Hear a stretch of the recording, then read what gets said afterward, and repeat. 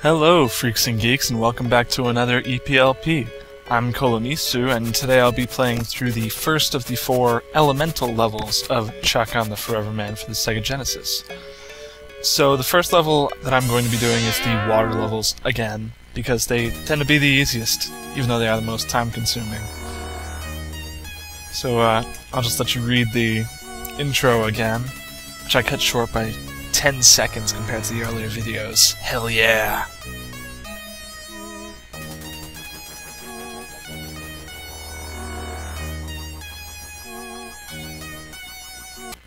See, there you go. I cut it before it went all the way off the screen.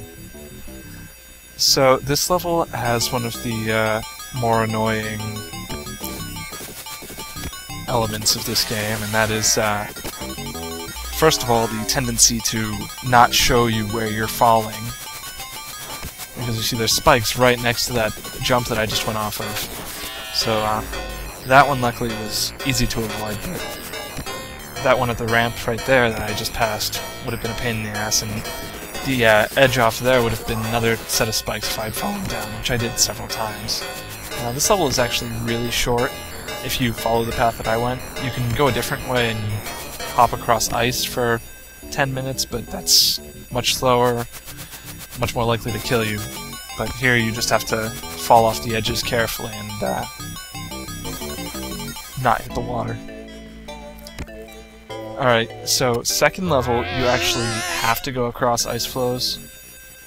So, you don't get to see me sitting there and waiting for a while. Now, these ice floors are also kind of annoying because normally when you swing your hammer, it just swings sideways, right? And if you hold up, then it just holds the hammer up. So what you have to do is press up and then down forward to swing it in an arc to hit the floor. Take advantage of the fact that the floor slips, so you can run towards something and then start swinging your hammer and they'll end up in range. And for this area, on the ice flows, you want to switch back and forth between weapons like I'm doing. It doesn't really necessarily have to be the hammer, but I just use it because it's the first one that does double damage. And aside from the first pair of dogs with spikes on their faces, I don't know, they're like horsefly dogs, it just alternates back and forth. So you'll have one of the dog things, and then one of the lizard men, and then a dog, and a lizard man. Of course you have to wait 10 seconds to actually get to the next one.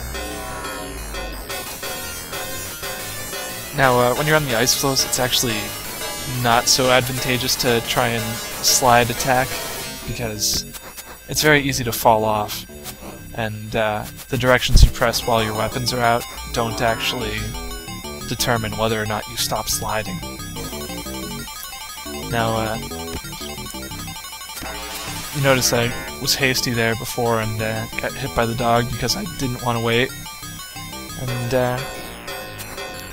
of course, shortly ahead of here, I was still a little bit hasty, but it managed to work out this time. But I was too paranoid to actually make that jump, which I could have made. Oh well. This is why it's time-consuming. And then, there you go. The end. 2 grapples away. Alright. Now the third and final level here is probably the most time-consuming single level in the game. All that perfect run. You can go down and follow the ice flows across, but the way that I did it is along the top because I found this easier and faster and more likely to work. You can just go all the way across on the grapple parts, and then if you fall down right next to that wall, you'll land right on top of this ice flow that I landed on. Just make sure you're holding your weapon down so it'll kill the demon dog thing when you land. And then a nice swing in the air while you're jumping will take care of that lizard. Now, this jump is a little bit hard to make. You have to make sure that you jump while you're on the left side and jump to the right. If you don't, then you'll end up either hitting the floor on the right side or hitting the guy's sword on the left side. Now, this jump right here, you cannot make it with a normal jump. You have to roll across. And then take advantage of the slide swing again. See, the lizard men in this area do 2 damage if they actually hit you with their weapons, so it's kind of nice to avoid that. And that fall right there, you have to hold right while falling, or you will fall in the water. Like, that ledge is directly below where you start out. Alright, now for the boss. This is an extremely predictable boss. He always goes back, he goes to the left once, to the right once, to the left once, to the right once.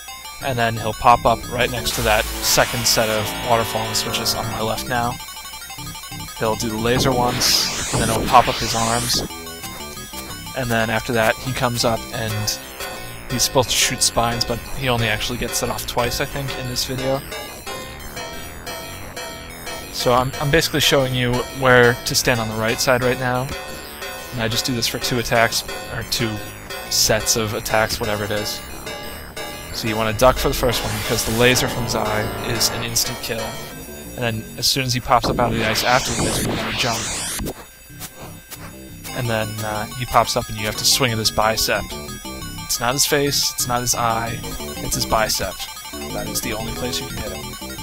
Now on this side, it's much easier to find where to stand, because if you notice, the top of my hat is directly between that tall mountain on the right side and the small mountain on the left.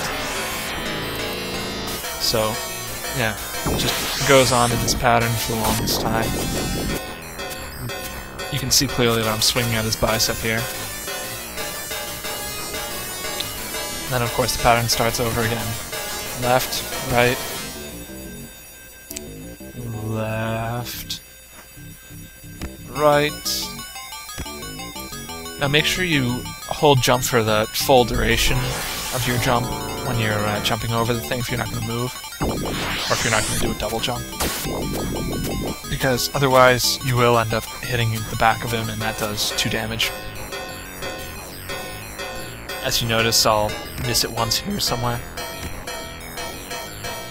You pretty much want to jump right after landing the first time, but not quite directly after, or you'll get hit like that.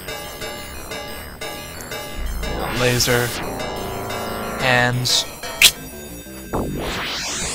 biceps. See, there's one of the times when he got the spines off. Basically, if he gets the spines off, just duck where you are and it'll avoid the damage. It works pretty much all the time. I haven't actually been hit by the spines when ducking, so... And there you go. It just continues on like this for another 2 swings, I think.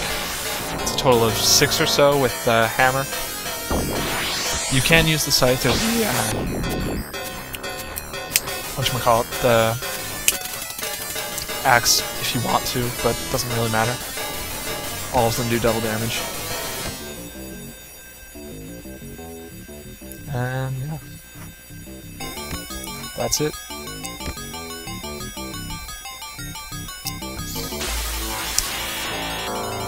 Laser, hand. But yeah, the reason this fight takes so long is because you have to go through the entire pattern each time you want to hit him. And yeah, if you notice, the reason you didn't spit off the spines the first 2 times is because I hit him fast enough. And yeah, that is part 5. So hope to see you all next time. Thank you all. Good night.